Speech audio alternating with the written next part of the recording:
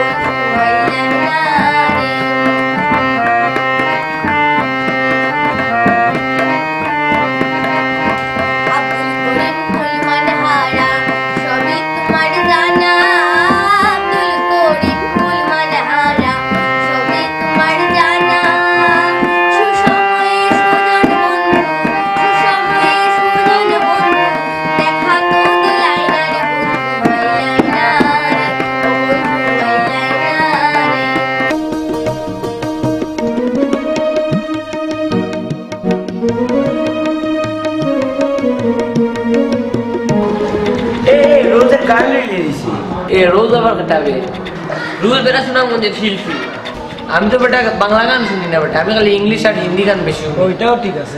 সুনামগঞ্জের মানুষের সুনামগঞ্জের গান শুনস না বেটা? রোজ 2011 খুদে গান রাজ বেটা। আমি রোজে চিনি আমি কত গান শুনছি। গানটা উনা বাদ দে, আমি একখান কবিতা লিখছি। তার কবিতা বন্ধ করে সাইমবার বইনের গানে যে জুবিলিয়া সাইমবা আছে না তাইলে বইনের গান সামনে গো জুবিলিয়া সাইমবা চল না দেখি আয় আয় এই এবার তাড়াতাড়ি বাবার দিকে গিয়ে গান বেটা আমরা সুনামগঞ্জের মানুষ দেখা লাগবো না দেখা দেখা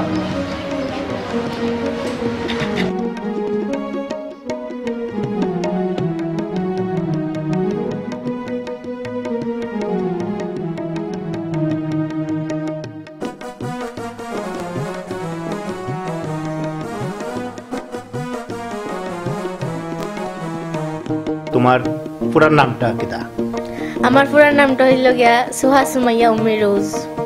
তুমি কত সাল থেকে গান বাজনা শুরু করছো? আমি 2009 সাল থেকে গান বাজনা করি। গান বাজনা যে শুরু করছো, তোমার এই গান বাজনাত কে তোমারে বেশি সহযোগিতা করছেন, উৎসাহ দিয়েছেন, বাবা না মায়? আসলে আমার বাবা মা দুজনেই আমার মানে সমান উৎসাহ দিছেন গান বাজনাটা চালিয়ে যাবার লাগে। তুমি তো স্থানীয় পর্যায়ে বহুত গান বাজনা করছো, জাতীয় পর্যায়ে কি কোনো গান বাজনা করার সুযোগ পাইছো? জি পাইছি। 2011 সালে আমার সৌভাগ্য হয়েছে মাননীয় প্রধানমন্ত্রীর সামনে গান গাওয়ার। তো ওখানে গাইছি আমি গান এবং সারা বাংলাদেশের মধ্যে সেকেন্ড হয়েছি। এটা কি অনুষ্ঠান আছে? গানে গানে শেখ রাসেল জাতীয় শিশু পুরস্কার সংগঠন থেকে মানে একটা কম্পিটিশন করা হয়েছিল, মানে উপজেলা জেলা বিভাগ মানে এরকম পার হইয়া জাতীয় পর্যায়ে পর্যন্ত গিয়া কম্পিটিশনটা হয়েছে। তো ওইটার মানে শেখ রাসেল জাতীয় শিশু কিশোর পরিষদ থেকে আয়োজন করা হয়েছে। আচ্ছা, ওইখানে তুমি সেকেন্ড হইলা? জি। আচ্ছা, তো তুমি আমরা সুনামগঞ্জ জেলা বহুত সুনাম বইয়া আনছো, তোমার ধন্যবাদ। রোজ আজকে তুমি কি আমরা একটা গান শুনাইবা নি? জি জি অবশ্যই।